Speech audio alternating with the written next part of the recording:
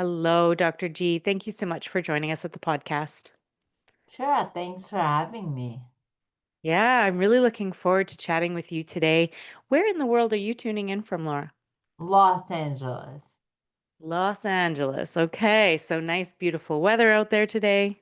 Yes, beautiful, Excellent. always beautiful. But yeah. Yeah, perfect. I'm so glad to hear that. We are very fortunate here in Canada. We've got some beautiful weather as well, so things are going well. Okay, so I am looking forward to our conversation. I want to start with, what really brought you to where you are today. So, who are you? What's your background? I'm a physician, I'm a researcher, and I had published a lot. I was very left brain. And researcher, I'm a scientist. And I was diagnosed with the autoimmune condition in 2013 after I noticed that my body started to develop random symptoms. As you can hear, I still slur my speech. And I was like, wait, and that's when I was like, well, physicians and medicine was ready to label me, to diagnose me, to put me in a box, say, oh, you have this what you this and this. And I was like, well, there must be another way. There must be people who think outside the box. And that's when I was interested in learning more about the whys. And that's when I looked into wisdom, and it took many years. Eventually, I did, and I interviewed 60 wise individuals. I am a scientist because we didn't really know much about wisdom. It's very anecdotal and subjective, and I don't do well with subjective. And so I interviewed 60 wise individuals and found the 8 elements of wisdom using my scientific skills and put it in a book that I published called Common Wisdom. And then I also, because after each chapter of those 8 elements, there are questions, just like 3 or 4, that make you think. I also wrote a journal called the Common Wisdom Journal, and that was published more recently, and that has more of those questions. Okay. Okay. Wow, what a journey. I would be there's so many directions I want to go with this. First of all, I'm sorry to hear about what you have dealt with for the past few years. It Oh, for a sounds long time, right? 2013, we're in 2025, but it totally allowed me to change course. And I wrote this book. The one thing I didn't tell you was the 8 elements of what define wisdom, which were Mhm. resilience, kindness, positivity, spirituality, humility, tolerance, creativity, and curiosity. Wow. Wow. Amazing. Amazing. And so you found this within each person that you interviewed that you found was wise. It's funny because I had a team, 2 other people with me. I had a research assistant and marketing specialist, and only of the 60, and these were people that were very hard to find. And of the 60, only one person had all 8. And Oh. and of the 60, most had 2 to 5. So the most common element was the first one, which was resilience.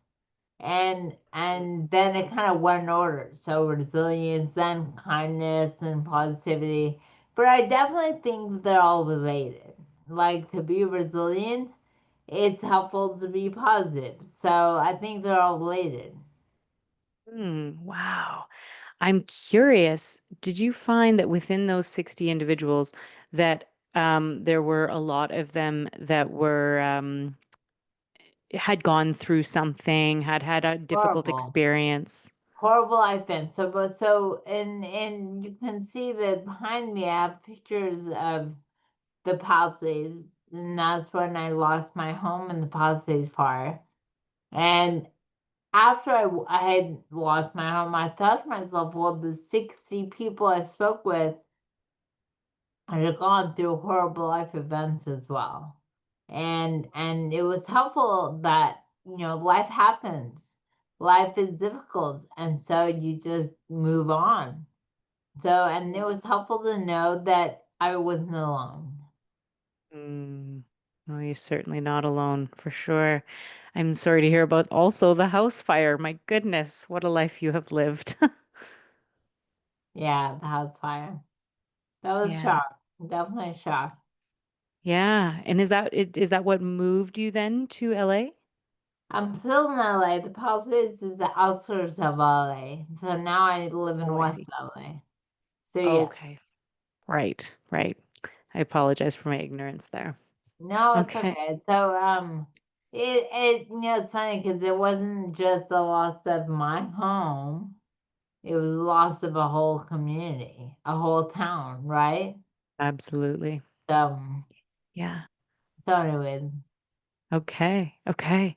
All right. So, all right. So I find that really fascinating because, first and foremost, this podcast centers around resilience. It centers around, women and men who have been diagnosed with something that limited them and that, we rise above, we move forward with resilience, kindness, positivity, etc. And so I just find it exciting that much of the research you've brought to this conversation today is so on point for what I have always believed to be the way that we get through difficulty.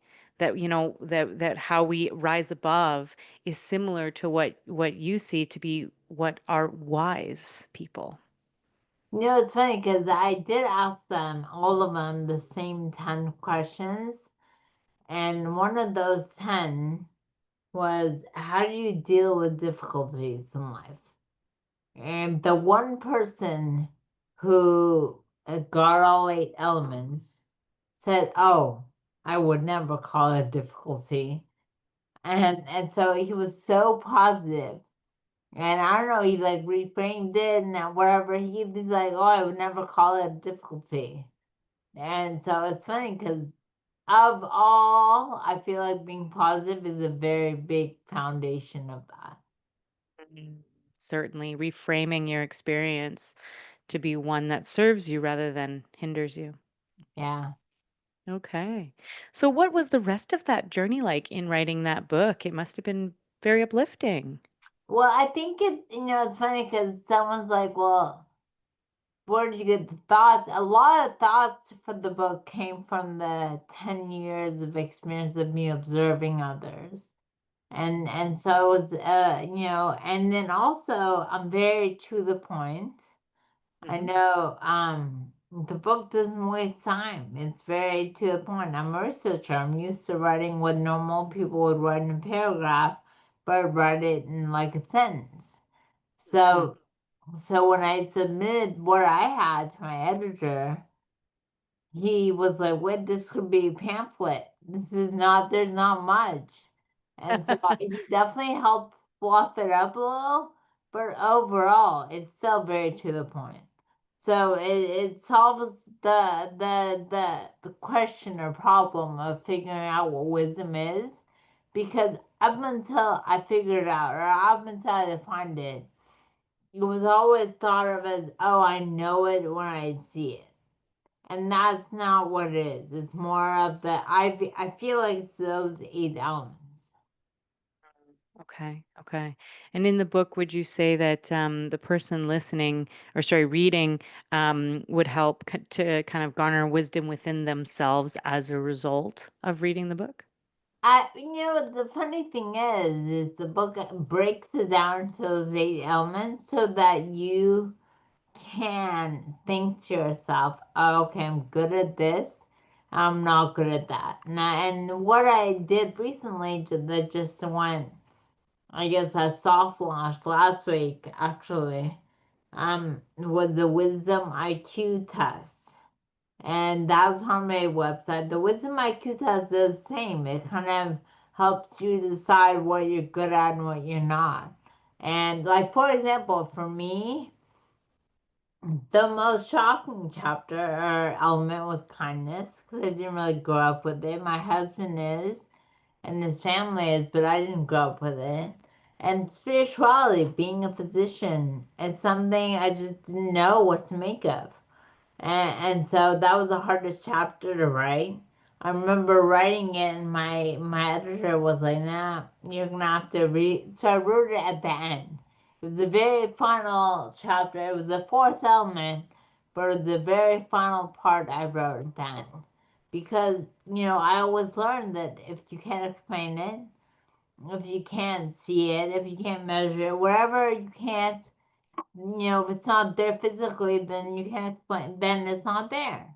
So spirituality is what you can't see or explain with your mind.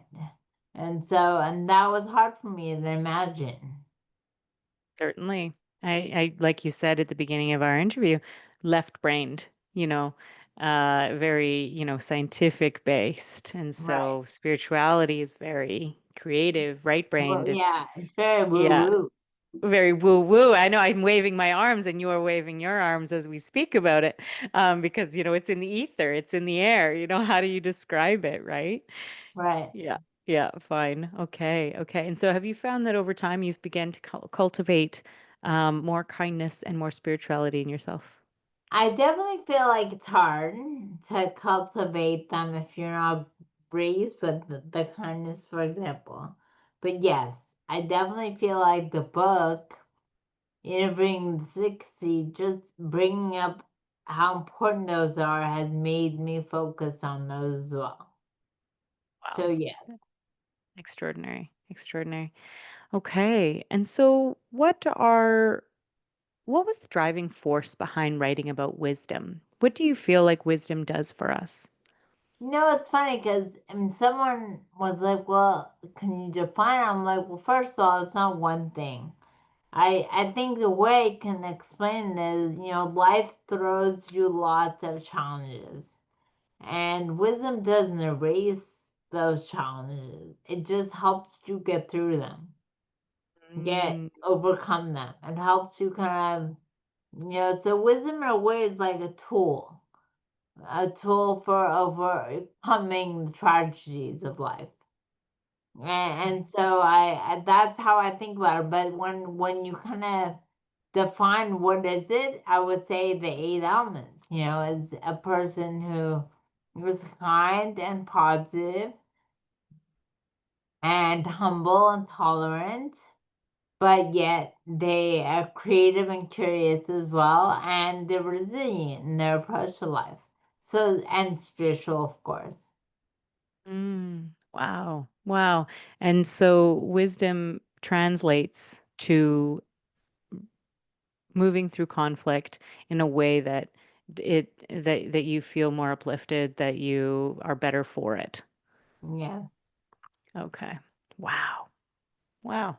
Extraordinary. I just love it. That's very cool. Okay. Okay.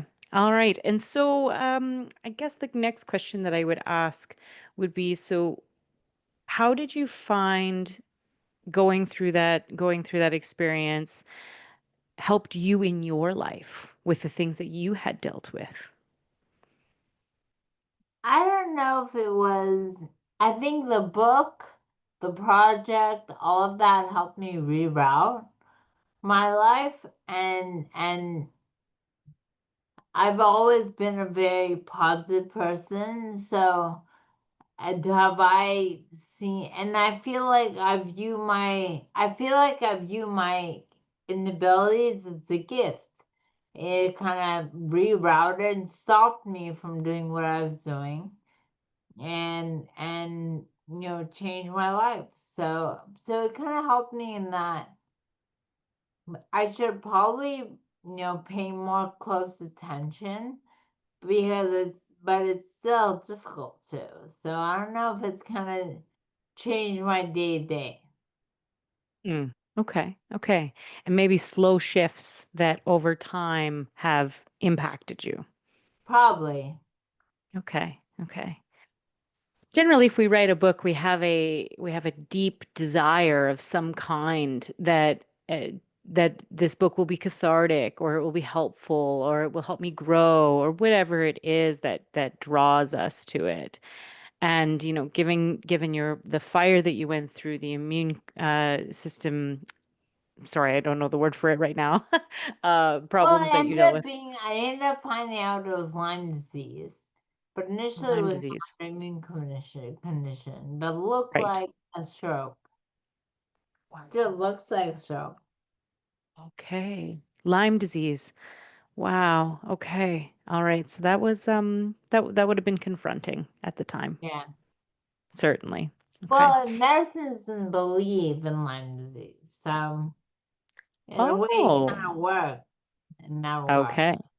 Right. And you said that they want to put you in a box and those sorts of Right. things, and They so don't you believe wanted in to find. right. Okay, and you wanted to find alternative. I'm sure that's impacted you as a physician as well, Well, having I gone don't through this. work anymore. I don't work in the ER. I think that it kind of, it just kind of, it kind of solidified my view of you don't have to be X to know this. You don't have to be, it just kind of solidified it. Fine. Yeah, that makes sense. That makes sense. So if a person came to you and said, I'd like to know, what is the trick to wisdom? What would you say to them in a short form? I would say that be patient because Mm, there's no trick. It's a lifelong process. And mm, I have broken it down for you. And you can, for example, I had someone I spoke with, she's like, oh, I took your test and I did well on everything except creativity. And I'm like, well, so my answer is just be patient, but know that doing empowering any one of those elements takes time. Growing that element takes time. So there's no quick trick. okay, fine. Yeah, fair. Fair enough. It's like a life's Um, purpose. yeah, exactly. Isn't that the truth? We're always looking for the trick, the easy way, the pill that we can take that will fix it. Right, Yeah.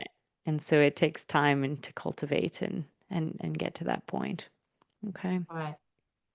So outside of the book and how it could be helpful for the next person who would be interested, is there anything else you want to leave with the listeners? I feel like the book is like a friend. It's like a mentor. And the reason at the end of each chapter I have questions with two date options is because you are different as now versus 5 years from now, for example. So, and the answer you give now will be different. So, I view it as like a companion, like a mentor, like a companion that will stay with you. And so, I think it's just gonna be, it's like priceless and timeless. So, that there's the book Common Wisdom. And by the way, the reason I called it Common Wisdom is because it was the 8 common elements that they had, and wisdom were of the wise. So outside of the final messages, no, I think what would help is take the wisdom IQ test on my website, Okay. lauragabayan.com. At that wisdom IQ test is what will allow someone to identify what they're good at and what they're not. And where they could begin to cultivate those other Right. aspects using And the unlike a information you lot of provided. Right, and unlike a lot of other tests out there, there's no additional charge to finish the test. Mm, I believe that someone should really complete it and finish it and realize what they're good at and what they're not. yeah. Yeah, absolutely. Well, that's a wonderful gift that you've given us. Thank you.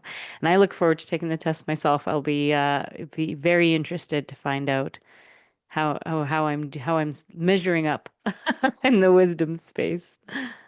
Well, thank you for having me. Absolutely. It's been an absolute pleasure. So again, lauragabayan.com. It's a hard website, but the Wisdom IQ test will help. Okay. Perfect. I'll link all of that. And then if anybody is interested, then they can take that test and go from there. Yes, thank you. Thank you.